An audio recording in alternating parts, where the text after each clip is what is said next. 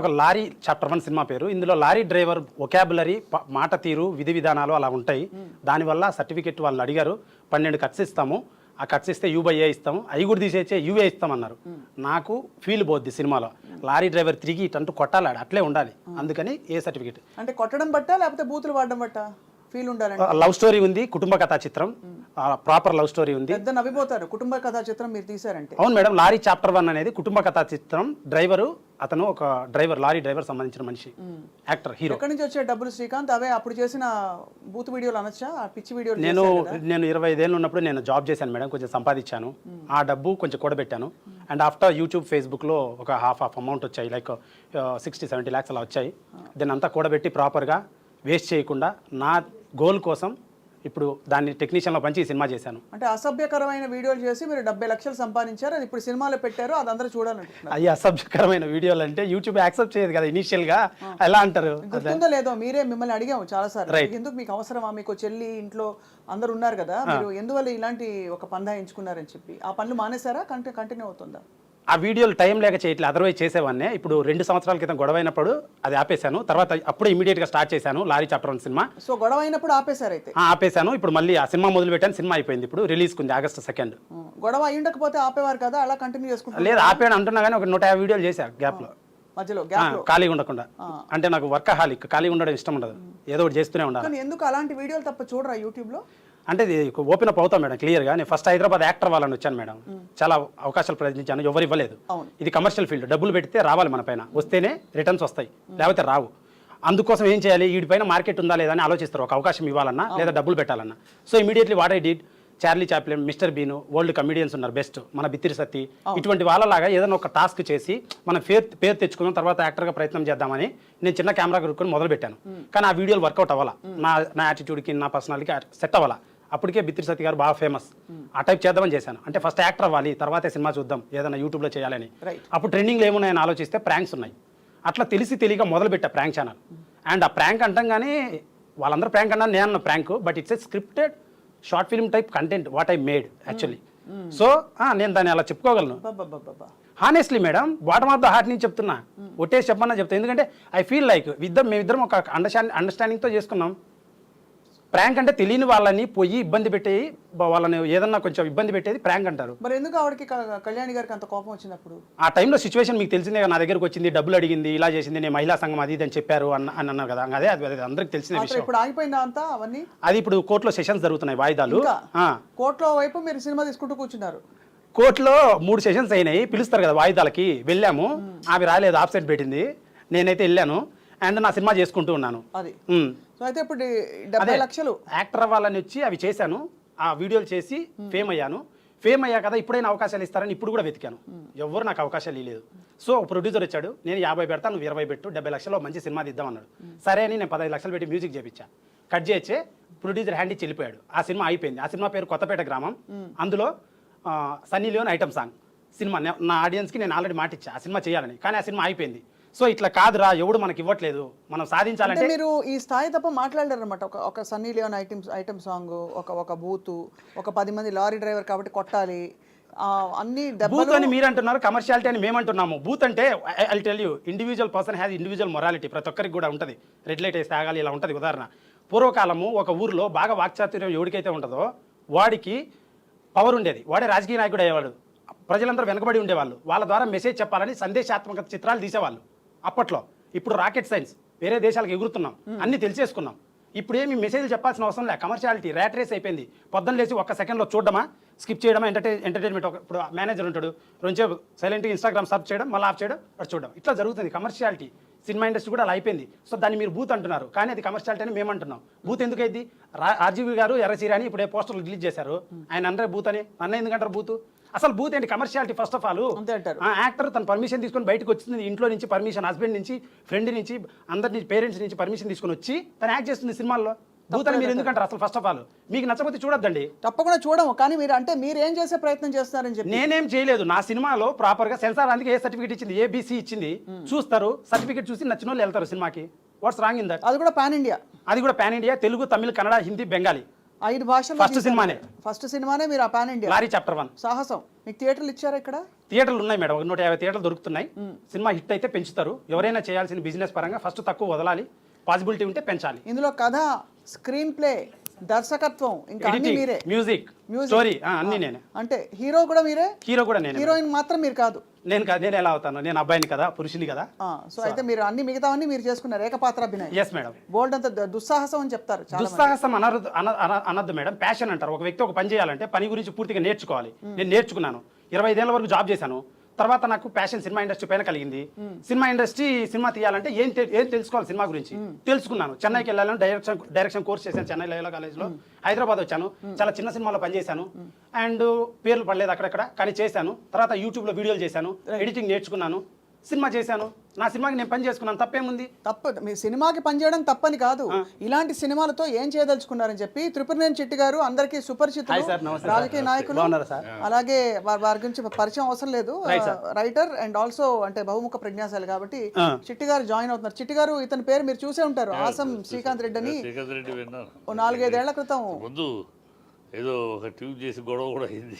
మీరు బాగా సపోర్ట్ చేశారు కదా మేడం కి, అబ్బాయికి, అదే కరాటేకి. నాకెందుకు చేయలేదు సార్ అప్పుడు? నేను అబ్బాయినే కదా, మీ జెండరే కదా.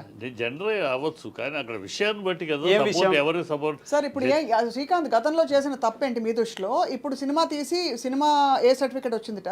6 భాషలట. 5 భాషల్లో ఇప్పుడు పాన్ ఇండియా సినిమా రిలీజ్ చేయబోతున్నారు. సో మీ కామెంట్స్ సార్, కొత్త వాళ్ళకి అవకాశం ఇచ్చాను, చాలా మంచి సినిమా తీయటం అనేది తప్పులేదు. సినిమా తీయటంలో ఎలాంటి సినిమా తీస్తున్నాము ఏమిటి అనేది ముఖ్యం.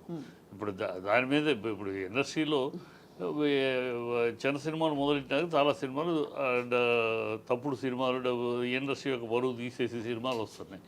అలాంటి సినిమా తీసే వాళ్ళనే బ్లేమ్ చేసేది. మీరు సినిమా ఇండస్ట్రీకి వచ్చి ఈ సినిమాని, ఈ ప్లాట్ఫామ్ని వాడుకుని సినిమాకి, ఇండస్ట్రీకి చెడ్డ పేరు తీసుకొచ్చే, ఇండస్ట్రీని ఒక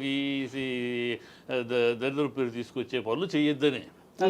అంటే ఇప్పుడు సినిమా ఇది దరిద్రపు సినిమా అది ఇది అని ఎవరు డిసైడ్ చేస్తారు సార్? అది ప్రొడ్యూసర్ డిసైడ్ చేసుకుని ఎండ్ ఆఫ్ ద డే ప్రజలు చెప్పిన తర్వాత ప్రొడ్యూసర్ డిసైడ్ చేసుకుంటారు. డబ్బులు ఆదాయం లేకుండా చేయడు కదా. ఆవేశపడద్దు, పెద్దవారు చెప్తున్నది. ఆదాయం అనేది వేరు. ఆదాయం రెడ్ లైట్ ఏరియాలో కూడా ఆదాయం వస్తుంది, బ్లూ ఫిలిం తీసినా ఆదాయం వస్తుంది. అది కాదు ఆదాయం కోసం సినిమాలు తీస్తామని కాదు.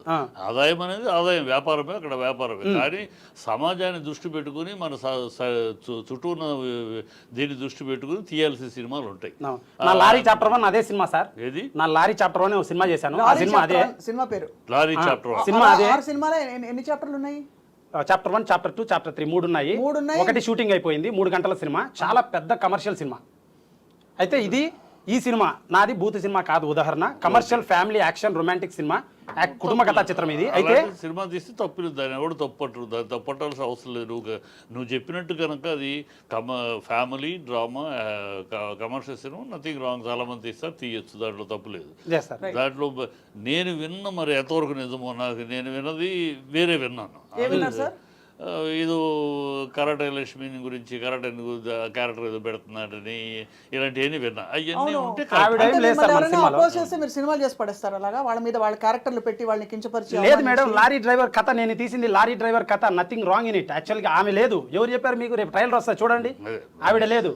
నా సినిమా కంప్లీట్లీ నా సినిమా ఏంటంటే బీరు తాగితే ఇంత మత్తు వస్తుంది, బ్లిస్, ప్లెజర్. ఎవరైనా ఆనందం కోసం సినిమా దేనికి చూస్తారు? ఉల్లాసం, ఉత్సాహం కోసం చూస్తారు సినిమా అంటేనే అది నా అభిప్రాయ ప్రకారం. దాంట్లో కొంచెం సందేశం యాడ్ చేస్తే వాళ్ళు మహానుభావులు, యాడ్ చేయని వాళ్ళు కమర్షియల్ మనుషులు.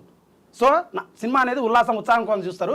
నా సినిమా నేను ఉల్లాసం, ఉత్సాహం, ఎనర్జీ, ఊపు దానికోసం తీసా నా సినిమా. సో నా సినిమా ఒక బీరు కొడితే ఇంత ఉల్లాసం, ఉత్సాహం కోసం ఎలాంటి సినిమాలు తీస్తారో తెలుసు మేడం. అట్ట కాదు మేడం, సినిమా నిర్వచనమే అది. నన్ను అడిగితే ఒక కళని మెసేజ్ ఓరియంటెడ్లో చెప్పచ్చు, కళాత్మకంగా చెప్పచ్చు. సినిమా అనేది కళ. నా విధానంలో నేను అనేది ఏంటంటే ఉల్లాసం, ఉత్సాహం తెప్పిస్తే ఆడియన్స్ ఎక్కువసేపు ఎంగేజ్ అవుతాయి. అడిగే పాయింట్ నువ్వు ఆవిడ అడుగుతుంది వేరు, నువ్వు చెప్తుంది వేరు.